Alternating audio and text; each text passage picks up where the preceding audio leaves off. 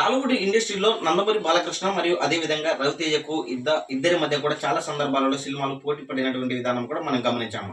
అయితే కొన్ని సందర్భాల్లో నందమూరి బాలకృష్ణ ఎక్కువ సార్లు విజయం సాధించాడు. అదే విధంగా రవితేజ కొన్ని సందర్భాలలో కూడా విజయం సాధించాడు. అయితే తాజాగా ఇప్పుడు మనం గమనిస్తే మటుకు నిన్న రిలీజ్ చేసినటువంటి మిస్టర్ బచ్చన్ యొక్క టీజర్ మనం గమనిస్తే మటుకు ఈ యొక్క టీజర్ అయితే 24 అవర్స్ కంప్లీట్ అయ్యేసరికి 3 మిలియన్ వచ్చింది. అదేవిధంగా బాలకృష్ణ బర్త్డే సందర్భంగా గతంలో కూడా ఎన్బికే 109 నుంచి కూడా గ్లిప్స్ కూడా రిలీజ్ చేశారు. ఈ యొక్క గ్లిప్స్ కూడా 4.5 మిలియన్ వ్యూస్ వచ్చింది. అంటే ఈ యొక్క రెండింటిని మనం కంపారిజన్ చేస్తే మటుకు ఈ వ్యూస్ పరంగా వచ్చేసి కంపల్సరిగా నందమూరి బాలకృష్ణ పై చేసి సాధించాడు అనేది స్పష్టంగా అర్థమవుతుంది. అదేవిధంగా నందమూరి బాలకృష్ణ ఎన్బికే 109 నుంచి బాబీ రిలీజ్ చేసినటువంటి గ్లిప్స్ అయితే డైలాగ్ డెలివరీతో చంపేశాడు బాలయ్య అని చెప్పొచ్చు అనేది మనకు స్పష్టంగా తెలుస్తుంది.